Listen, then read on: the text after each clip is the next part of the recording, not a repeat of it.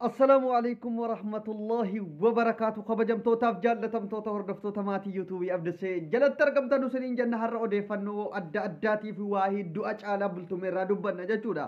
Hundi keessanuyyuu baga nagaan dhuftan isiniin jedha warri maatii kiyyan ta'e maatii kiyya ta'uudhaan waahii injifannoo TPLF maqaleetti deebi'uutii fi waraannee biltsiginnaa injifachuurraa isin dubbanna jechuudha.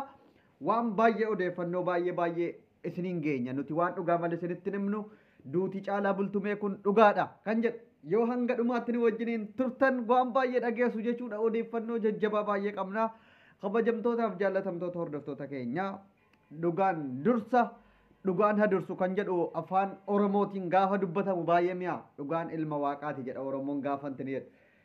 Egaa har'a kan nuti irraa dubbannu caalaa bultumee du'e kan jedhu torbii kana keessa afarfamaa kan turee fi caalaa bultumee kun yoo du'e oromoodhaaf maal dabala maal hir'isa kan jedhu irraa isin dubbanna. Egaa ammas ittaansuudhaan waa'ee TPLF injifatamtee maqaleetti galtee jirti kan jedhu waraanni biltsiginnaadhaa hamma maqallee seennutti hin dhiifnu.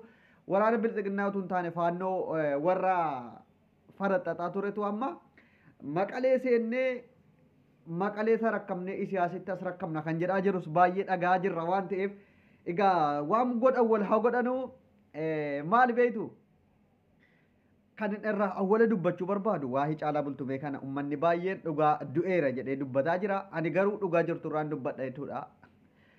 Yuutuubii qofitti ittiin daldalachuudhaaf waan hin jirre haasa'uurra dhugaa jirtu caalaa bultumeedha. Lola kaaba Gondar har'aallee achi lolaa wajjiniin sirba sirbee koonsartii intinii irratti caffaraa jira jechuudha. Madirakii irra jaraa wajjiniin bookkisaa jira hin duune. Otuma du'ees wanti Oromoon irraa fayyadamu hin jiru. Yoo inni jiraates wanti Oromoo irraa hir'atu hin jiru.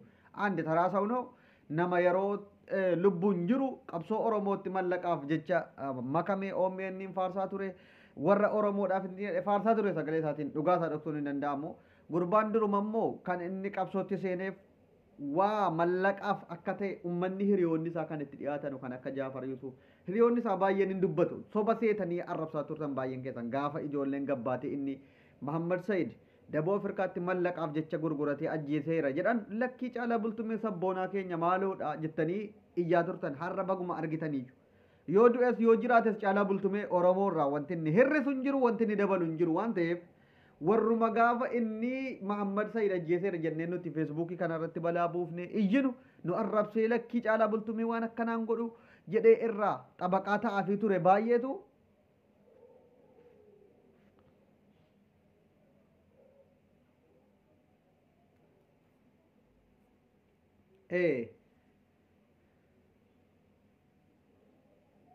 akkasitti wanti isiniin jechuu barbaadu caalaa bultumee lubbuun jira. Baay'een keessan du'e reettanii irra deddeebitanii caalaa bultumee lola akkanaa irratti du'ee bakki buuteen isaa dhabame maaloodha jiraatu san caalaa bultumee nagaan jira dhugaa dubbachuun bareedduudha. Siyaasa keessan dhugaadhaan yoo dubbattan baay'ee bareedduudha.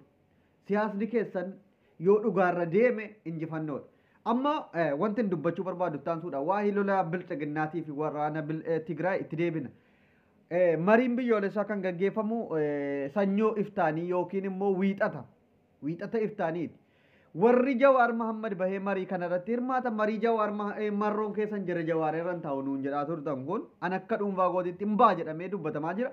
Hanga yoonaatti kan hin bahin isa yoomiiti moo ammas Oromoon gaafa jarri TPLFnii fi waraanni biltsiginnaa warri biltsiginnaa kun walitti araaramanii tokko ta'anii humna jabeeffatan Oromoon ammas qobaasaa ammas diina lamaan loluudha moo maali wanti jedhu kun gaafii guddaa namatti ta'a. Oromoon waan kana gaafachuu qaba.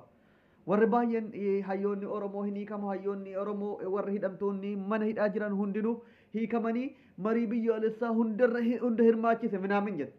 Kan hanga yoonaatti Jawaar Muhammad mana hidhaa keessaa gadi hin lakkifamin marii biyyoolessaa isa kamiifiyyuu Oromoon ajandaa godhatee ajandaa diinaa afarsa dhugaa jirtu dubbachuudhaaf.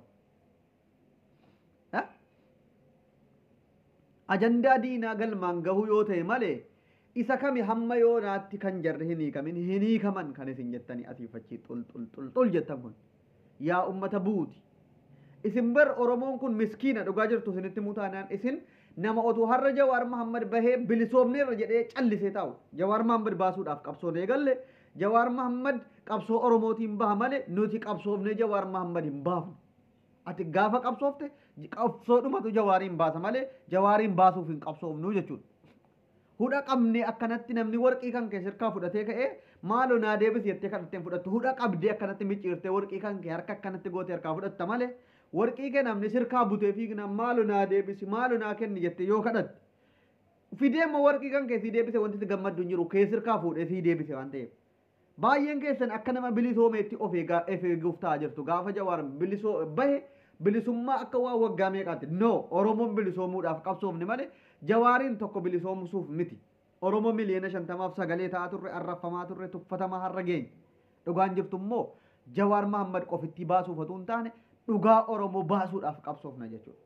Har'a gaafa jarri waggaa tokko waraana biltsiginnaa akkanatti daaraa gootee maal jettee araaramaa wara ijoollee miskiinan ficcisiisinaa nuti jennu diddee har'a gaafa jarri dhuftee dabra birhaaniin as wal intinii jala geessu jaarsummaadhaaf walii galtee irratti walii gaaniennaa waraana ofii baafatte deebite jechuudha.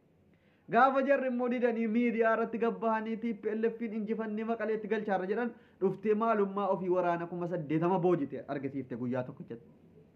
Amma mariin biyyaalessaa dhihaate yedduu kana hayyoonni Oromoo maal eeguudhaan mana hidhaatii bahanii maaliif uummataan wal arganii waan uummanni barbaadu kana uummata taasisanii waan godhamuu qabu uummataaf akka jarri ifan keenya yoo